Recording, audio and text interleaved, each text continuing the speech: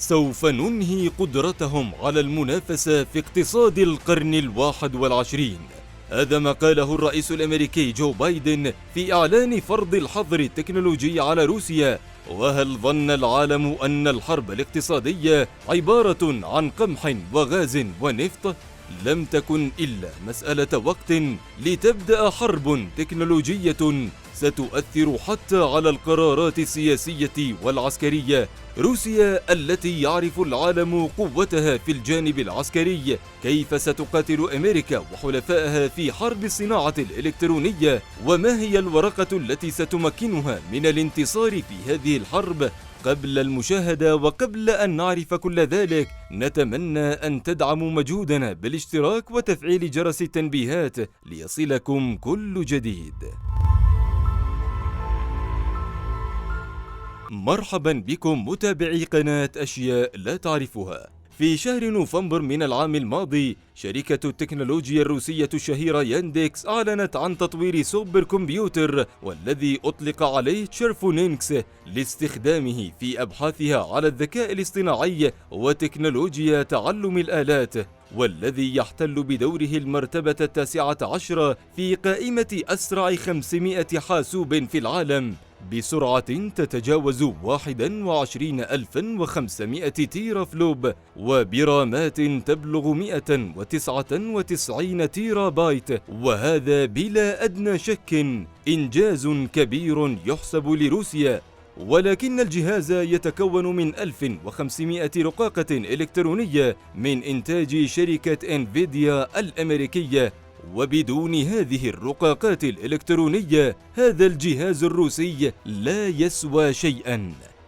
في يوم 22 من فبراير الفائت، أعلنت وزارة الداخلية الروسية إشكاليتها في توفير الرقائق الإلكترونية، وقررت شراء احتياجها من الرقائق الإلكترونية من شركة انتل الأمريكية. وهذا يوضح مدى اعتماد روسيا على أمريكا والغرب في مجال تكنولوجي حساس جدا، يعتبر جزءا من صناعة أشباه الموصلات. بسبب الحرب على أوكرانيا، كان حظر روسيا من الوصول لاحتياجها في مجال أشباه الموصلات أحد أهم أسلحة أمريكا وأوروبا لشل الروس، ولكن لم يأخذوا في الحسبان أن روسيا قادرة على خنق أشباه الموصلات العالمية بالكامل. ولكن كيف؟ منذ بداية الحرب الروسية على أوكرانيا، كانت مدينة أوديسا الأوكرانية من أوائل المدن التي استهدفها الجيش الروسي بصواريخه، والتي أثارت قلق كل شركات صناعة أشباه الموصلات على مستوى العالم.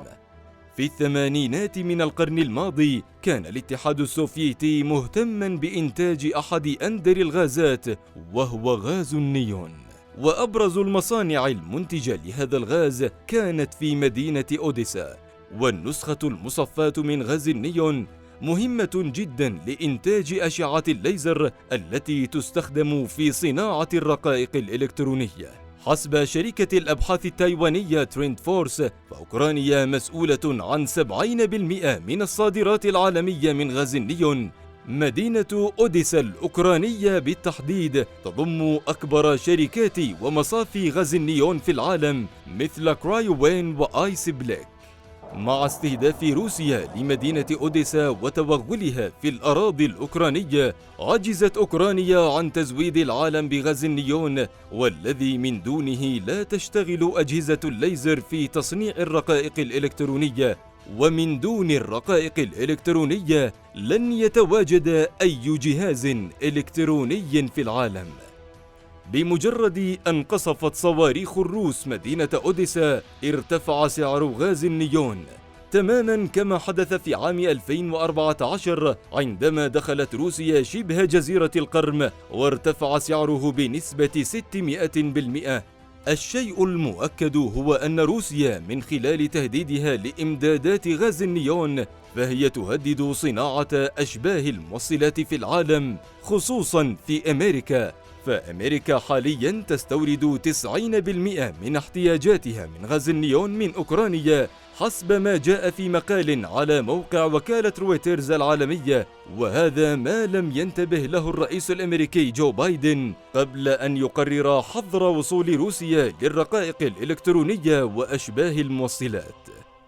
في نفس اليوم الذي دخلت فيه القوات الروسية أوكرانيا، البيت الأبيض أعلن عن فرض مجموعة جديدة من العقوبات هدفها الرئيسي فرض حظر على بيع أشباه الموصلات لروسيا، وهذا يعني منع كل الشركات حول العالم حتى لو لم تكن شركات أمريكية من بيع الرقائق الإلكترونية لروسيا. حتى الشركات الصينية المتخصصة في هذا المجال تستخدم براءات اختراع أمريكية، وبالتالي حتى الصين التي تعتبر حليفة لروسيا لا تستطيع تصدير الرقائق إلى روسيا وفقا لما جاء في صحيفة واشنطن بوست. وعلى كل، فالصين لا تصنع الرقائق الإلكترونية فائقة التطور، ولكنها تنتج بشكل أساسي الرقائق التي تستخدم في تشغيل الأجهزة المنزلية. أما الرقائق الإلكترونية فائقة التطور تنتجها دول أخرى أبرزها تايوان ملكة العالم في أشباه الموصلات.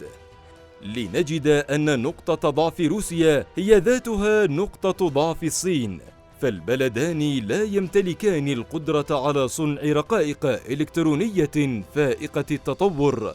وحسب ما جاء في المقال الذي نشر في صحيفة الواشنطن بوست، فأكبر شركات أشباه الموصلات العالمية أعلنت امتثالها لقرارات الحظر، على سبيل المثال شركة SMC التايوانية، والتي تعتبر أكبر وأهم منتج في العالم للرقائق الإلكترونية. بعيداً عن غاز النيون، روسيا قادرة على شل صناعة أشباه الموصلات العالمية بشكل مختلف وفقاً لتقرير آخر نشر على موقع رويترز.